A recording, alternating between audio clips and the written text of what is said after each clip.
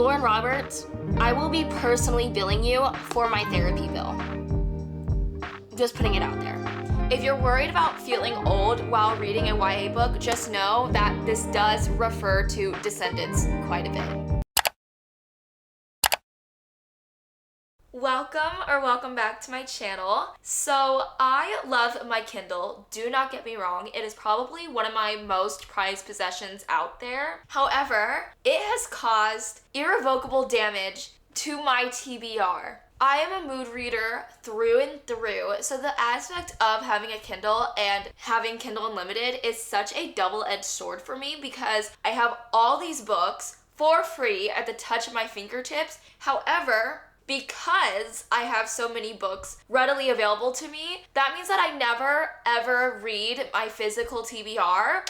But does that stop me from buying books? The answer is no, it does not. So I have run into the problem of I have too many books on my physical TBR. I am not getting through them fast enough. So that has led me to this video where I will be reading only books on my physical TBR for a week. Hopefully this will put a dent in my physical TBR because anything will help at this point. Even if it's only one book, that's one less book that I don't have to worry about. So we are starting off this video by reading Not in Love by Ali Hazelwood. This is her newest release. It is a STEM romance. However, it is not as rom-com-y as the ones before. In the author's note, she does highlight the fact that this is going to be kind of like a darker romance. There might be some darker, more serious themes than what we have dealt with previously. So I'm really excited about this. I absolutely love the cover. Like, that art style is so cute, and yeah.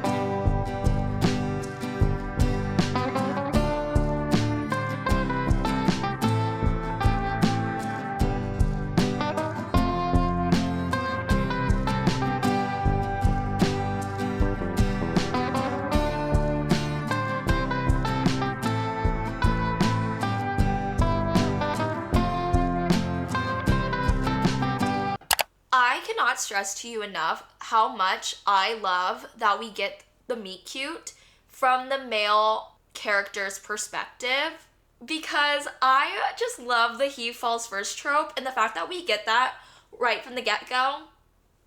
10 out of 10. 10 out of 10. I went into this book completely blind. I didn't know the premise, the tropes, nothing. Literally nothing. The fact that this is a forbidden love, workplace, romance, slight enemies to lovers kind of thing going on, eating it up. Eating it up. That indeed ate. I am completely devouring this book. As you can tell by the drastic change of lighting, it is a little while later, and I am 150 pages through Not in Love by Ali Hazelwood, which is crazy because I did not think I would be flying through this book as fast as I am, but the tension and chemistry that is just coming from these characters is just so good. I also love Rue, our main female character. I feel like she's such a fresh breath of air. Is that the right saying? I don't know. But she is such a good 180 from what Ali Hazelwood normally writes for her main female characters. I feel like Ali Hazelwood likes the quirky, I'm not like other girls kind of main characters that like are clumsy and fall all the time. Whereas Rue is very like straightforward, simple. She's not very social. She honestly gives me like neurodivergent vibes, which I think is supposed to come off that way anyways. I think Ali Hazelwood is doing a great job of showing that representation without making it such a huge big deal. It's just kind of part of Rue's character. I also eat up Eli. I love that he is actively chasing Rue and that Rue is the one that doesn't really want to make anything out of the situation, which is, again, another 180 of the common Ali Hazelwood trope of I don't do relationships kind of guy, and I just love it. So it is the next day. It's a little bit later in the day, as you can tell by the lighting, but I have literally been so busy with school, running errands, that I honestly haven't had time to sit down and film until now. Plus, it doesn't really help my case that it literally gets dark at like 5 p.m. at night now.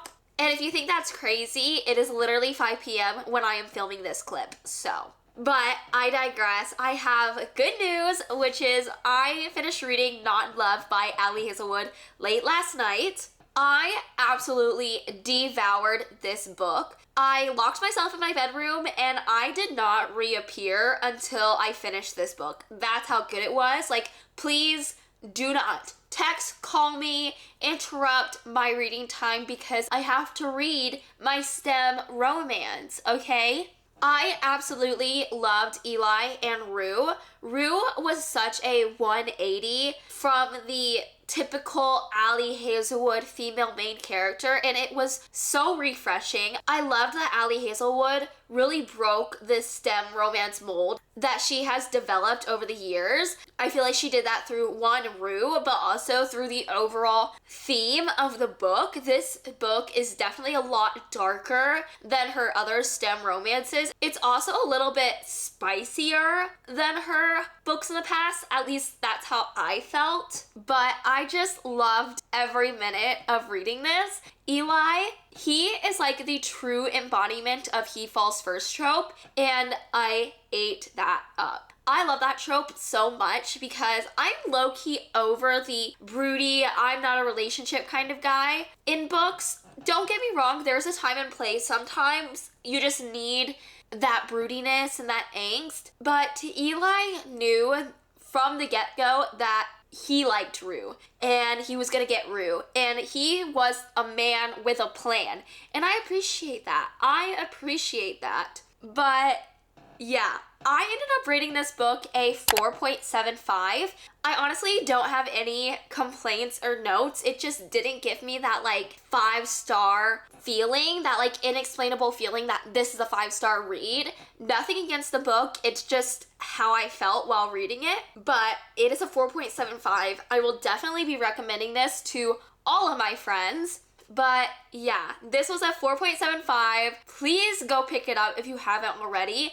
The tension, angst, and chemistry that Eli and Rue exude honestly just flies off the pages. Like, it just feels so real. So moving on, the next book that we are going to be reading is Powerful by Lauren Roberts. I kid you not, this book has been on my monthly TBR for I don't even know how long, like at least 3 or 4 times, and I have never once gotten to it. So hopefully by putting it in this video, it will give me the strength to finally read this book, because Lauren Roberts just announced the final book of this trilogy, and it is just stunning. Like, I literally cannot wait for it to come out. now. So I feel like that was my sign to finally read this novella so I can read Reckless, and then by the time the third book comes out, I will be fully prepared and prepped to read it. But if you did not know, Powerful is about Peyton, the main character's friend, Adina, and what she kind of went through while Peyton was away during the trials, during the competition, and I literally cannot wait to read it. It's going to break my heart for reasons I cannot say, but I'm gonna love every step of the way.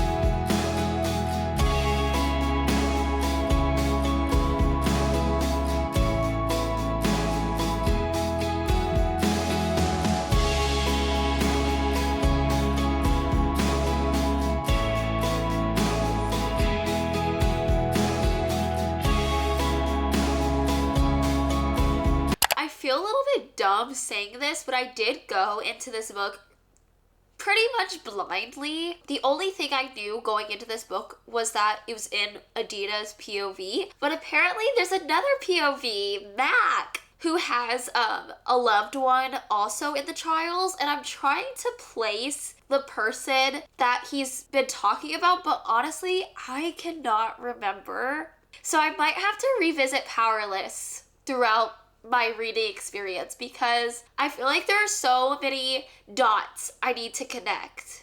So I am 50 pages into Powerful. I think there are a total of 200 pages in this novella, which honestly is kind of a lot for a novella, but bear in mind that this book is really short height-wise. Like, this isn't compared to a normal book. Like, it is literally a size of like a children's novel. So that probably explains why there are a lot of pages, but I'm really enjoying it so far. I really like Adina. She honestly reminds me of Evangeline from Once Upon a Broken Heart. Very optimistic, sunshine personality, always looking on the bright side despite adversities and hardships. I really like that kind of character, especially in a fantasy world. I think it's a little bit of a 180 from the brooding, fearful type that we often get with our female main characters, which I still adore because Peyton is definitely that force to be reckoned with kind of female character. But to see her counterpart, Adina, kind of have a different personality and a different perspective is really refreshing, I guess. Our main male character, Mac, is definitely a little little bit more grumpy and brooding. He honestly reminds me of Kai in that sense, so I don't hate Mac's character, but I do kind of wish that Lauren gave us a different archetype of a main male character for this novella, but nonetheless, I still really enjoy the grumpy ex-sunshine dynamic, and his pessimistic, grumpy attitude definitely balances out Adina's sunshine personality, so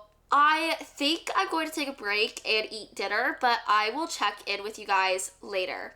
So it is the next day. I am 50 pages into Powerful. I didn't end up reading any more last night just because I was so mentally exhausted. So I just didn't have the brain capacity to like continue reading. So I just ended up staying in bed and literally just watching New Girl, which is completely valid. Sometimes you just need to let your brain rest and give yourself the grace in order to have a break. So that's what I did last night, and now I am back better than ever and ready to jump back into this book.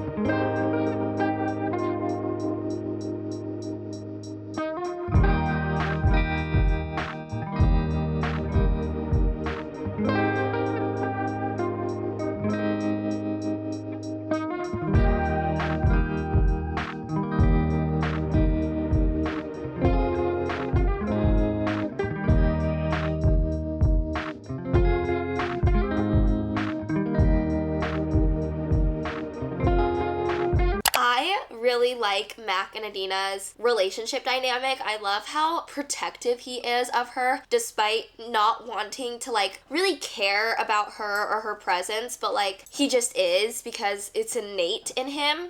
But I am starting to get a little bit bored. They keep talking about this plan and that they're gonna do this plan and that they have to prep for this plan, and I'm like, okay, I get it. Like, stop preparing and just like finally go and do it because I need some action or like something.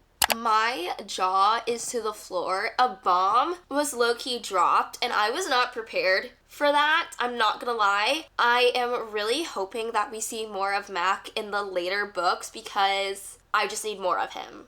Guys, the romance has finally entered the chat and I could not be more excited right now. Like, they are just so cute together and it literally breaks my heart. If you know, you know, but that's all I can divulge. I think I'm actually gonna cry. Not right now, because I have some dignity and some self-restraint left. But I am like literally on the verge of tears because we're getting everything from Adina's point of view.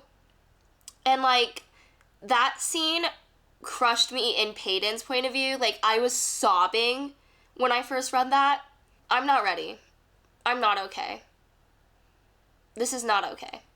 Lauren Roberts, I will be personally billing you for my therapy bill. Just putting it out there. I just finished Powerful, and I am like at a loss for words right now. I've already read Powerless, so going into this book, I knew how it was going to end. I knew what I was in store for, and while I was reading it, it kind of just escaped my mind. I was just like so delusional. I was like, no, it's okay. Everything's gonna be okay. Everything is in fact not okay. And I love this book, and I just want things that I know will never happen, unfortunately, but I'm going to live in that state of delusion for as long as I can. I ended up rating this book a 4.5. I almost rated it a 5-star, I'm not gonna lie, but I kind of had to take a step back and kind of reevaluate like my reading experience as a whole. But a 4.5 for a novella is still an amazing rating. I think Lauren Roberts does a great job of not making the romance insta-lovey. I feel like that is just a common thing that happens with romances and novellas because it's hard to write in that like tension and angst in so many few pages, but I think Lauren Roberts does a great job of kind of building a foundation for Adina and Mac's relationship and then putting a romance on top of that. I also really liked seeing different parts of Kai and Kit and Peyton from Adina's point of view because obviously Peyton is our main character, so we see everything through her perspective, and to see someone else's that maybe isn't in the forefront of the story like Kit, Kai, and Peyton was really refreshing. I also really loved Mac's character. I am praying and hoping that we see him again soon because I need a happy ending for my boy. Like, I just need something. I need a miracle to happen, and I need him to, I don't know, live, laugh, love. But yeah, 4.5. Please go read this book. Please go read Powerless. Like, you will not regret it. So it is the next day. It is the 4th day of reading only my physical TBR. Because Powerful was such an emotional roller coaster, I honestly could not bring myself to start a new book. So I decided to take the rest of the day off and just kind of not read anything and just kind of sit with my emotions. But today is a new day, which means that we are going to start a new book. So the next book I'm going to read is Betting on You by Lynn Painter. This is a young adult romance about Bailey and Charlie. They are the definition of invisible string by Taylor Swift, meaning they are constantly running into each other, whether it's at the airport, the movie theater, or at their newest job. The universe just wants these two together. And even though on paper they don't seem to have a lot in common, in actuality they do. They both have parents who are divorced, and because of that they kind of develop an unlikely friendship because they're able to relate with one another in a way that maybe their other friends can't. And yeah, I am super excited to read this book. It has been on my TBR since I don't even know how long. I've put it in a few of my monthly TBR videos and I just never got to it. So we are going to read it in today's video. Tell me why I am only 6 chapters in and I am already loving this book. The book starts off 3 years in the past and then it kind of time skips throughout. I'm only 30 pages in and we just hit present day. I really like how Lynn Painter set up the beginning because I already feel really connected to Charlie and Bailey as characters because I already know so much and I'm already 30 pages in.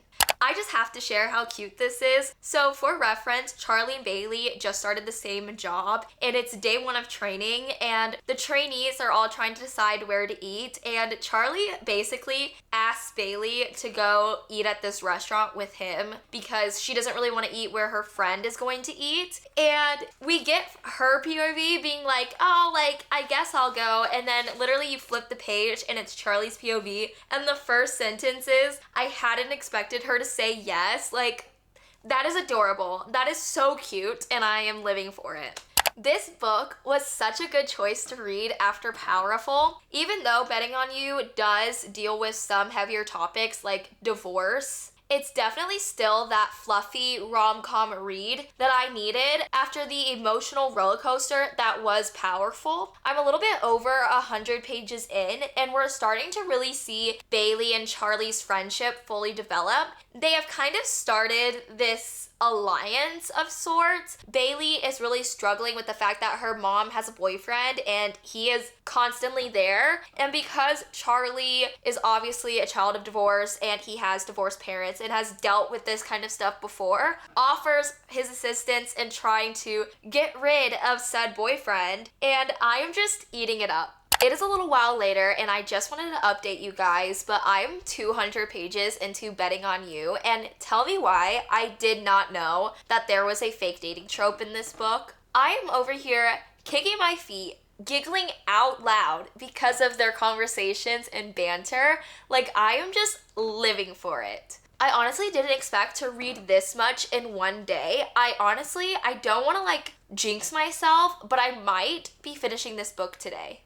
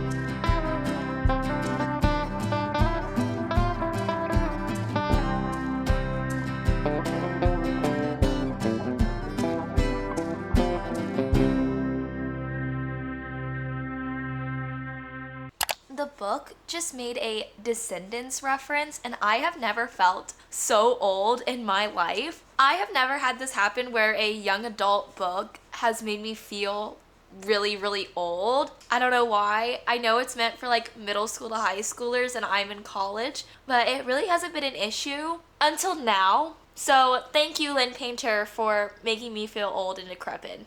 I just love that Charlie knows so much about Bailey, like the way she has her popcorn, her Coke, like it is so cute. It reminds me of that quote, to be loved is to be known. Like that is their relationship to a T. So So it is update time. I'm about 380 pages into Betting on You. I think I have roughly 40 to 50 pages left, give or take, but I am in the midst of all the third act miscommunication drama, so I'm not having the best time, but I am enjoying the book overall, obviously. Lynn Painter does such an amazing job of truly encapsulating what a rom-com is. Like, I am constantly kicking my feet, giggling, like it is just such a cute story. But I sadly have to put a hold on my reading because I have to go to my book club meeting. But the minute I get back, I will be diving right back into this book. So it is the next day. It is also the last day of this vlog, unfortunately. But last night I finished reading Betting on You by Lynn Painter. I ended up rating this book a 4 stars. I really loved it. I think Lynn Painter truly is able to capture what a high school rom-com should be. I loved Charlie and Bailey's friendship. Normally, I do not love friends to lovers just because it kind of always feels like they're emotionally cheating on their partners with each other. However, because Bailey and Charlie go from strangers to friends to lovers, I really didn't have that issue. And if lines were blurred and there were some, boundary issues, it kind of just makes sense that that would happen because they're in high school, they're a little bit immature, like I can give them a free pass. Like, it just honestly felt realistic than irritating. The romance side of things was honestly so cute. There's like hints of a few tropes like forced proximity, fake dating, that kind of stuff. Like, it is just so cute. Charlie is the definition of to be loved is to be known. All the little acts of services that he would do for Bailey throughout the book just truly showed how much he knew about her and how much he liked her, and I just ate it up every single time. My biggest complaint is that I just think that the third act breakup went on for so long. I don't know if it was because it was super late at night when I was finishing this book, but it just felt like the third act breakup or the third act miscommunication trope dragged on for way too long than what it should have been. I also didn't appreciate all the Descendants references. It just felt very out of pocket. It also made me feel incredibly old, so maybe that's just like me taking it a little bit too personally because this is a YA book. Like, it's not meant for me. I'm not the target demographic, but it still made me feel old. So if you're worried about feeling old while reading a YA book, just know that this does refer to Descendants quite a bit. So I think I'm gonna end the video here. I hope you enjoyed. We ended up reading 3 books this week, which I'm super proud of. That's 3 less books on my never-ending physical TBR, so thank goodness. Anything helps at this point. But yeah, comment down below how many books on your physical TBR do you have. If you've read any of these books, your thoughts, ratings, I would love to know. And make sure to subscribe for more videos because I have a lot of fun things planned for my channel. So that is it. I will see you next time. Goodbye.